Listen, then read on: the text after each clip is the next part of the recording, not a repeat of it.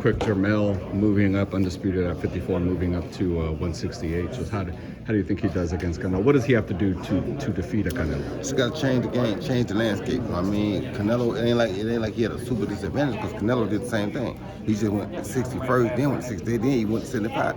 So if he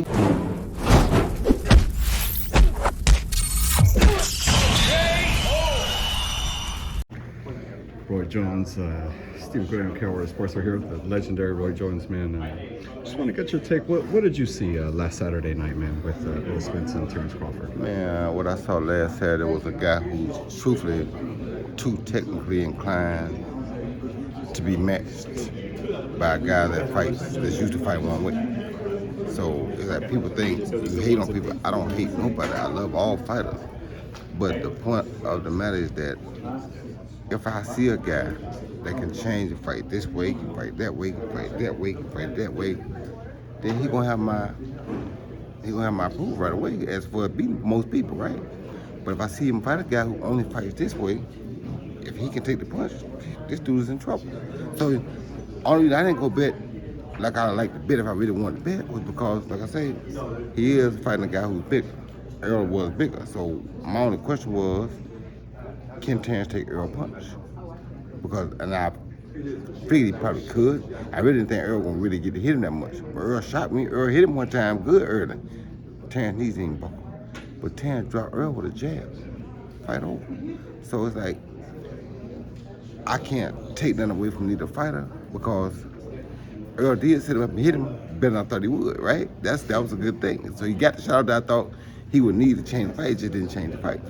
But at the same time, I don't feel like Errol is as equipped as he was early in his career because getting thrown from that car at over 100 miles an hour gotta take something out of you. I don't care what nobody says. That's not making an excuse for Bud. I mean, that's not taking nothing away from Bud. That's not making an excuse for Errol.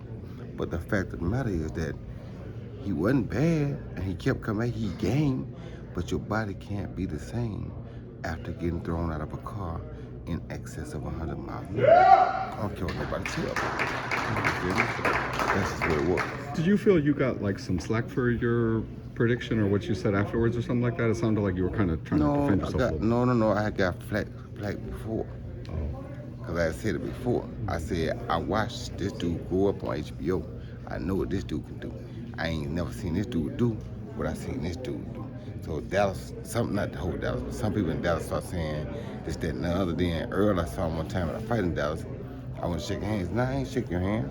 Okay, cool. You know what I'm saying? Then another guy told me, said, yeah, you used to be his favorite fighter, but when you said you thought Bud could beat him, he didn't like that. Okay, I understand that. But the fact of the matter, you should have asked me, why do I think Bud can beat you? You should have asked me, what can you do to help maybe bring you closer? Because I would have told you, because that's just who I am. You understand me? But I watched Bud grow up on HBO. I know what Bud can do. Bud's first fight on HBO, this was what they don't fail to realize. All Errol fights that Errol had to have, Errol was expected to win them. Bud's first fight on HBO, he came and fought Brady Prescott, who had just knocked out Amir Khan. He was not supposed to beat Bradis. You understand me? I've been watching Bud prove himself since way back then. So even if y'all got common opponents, you beat your common opponents the same way. He couldn't beat him the same way. He had to do different things to beat him. He probably could have beat him the same, but that's not how he fights. He fights from a multi-dimensional standpoint. He don't fight you one way. He keep changing up so you can't catch him on what he's doing, which is a small thing. So my simple comment was that I've seen him more than I've seen him. I've seen him change clothes more than I've seen him change clothes. If they fight, I know he can change clothes. I don't know that he can change clothes. And as we saw, he couldn't change. And it's even worse now because now you had an accident where he got thrown from a car doing an excess of 120 miles an hour. So you're definitely not going to be able to change clothes. That's all that was. There's no hate, just the fact.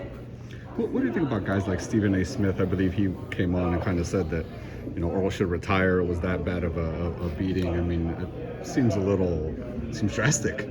Well, I'm not going to say Errol should retire because even after the accident, he had two good wins against Ugas and I think Garcia, one of them, but might have been Danny Garcia, I think. But anyway, Danny Garcia and then those two wins, he still was Errol. He still pushed the issue and he still was Errol. So if he push the issue, and he's still Earl. If he go to 54, if he can do that same thing, it's possible he still can become champion at 154. One problem he gonna have is the same problem he had Saturday. If he runs into a boxer with quick twitch punches, it's gonna become an issue because you got to change clothes. If you can't change clothes, you're not gonna beat him.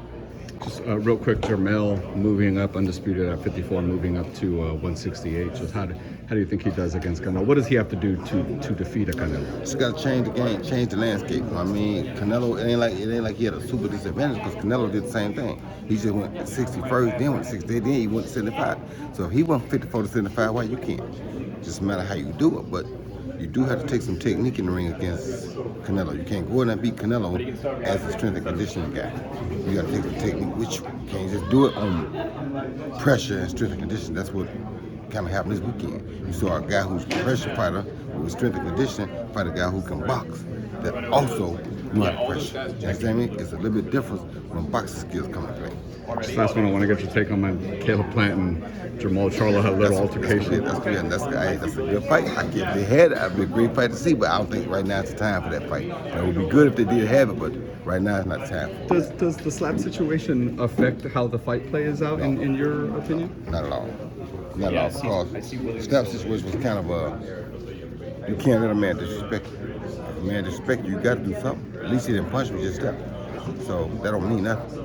But he showed that you're not going to disrespect me. Because the kid, from what I understand, the guy was disrespecting him. So if you touching my beard, I'm going to go on, put your hand in my damn face. You know what I mean? So if you touch my face, expect repercussions. If I don't, there's something wrong with me.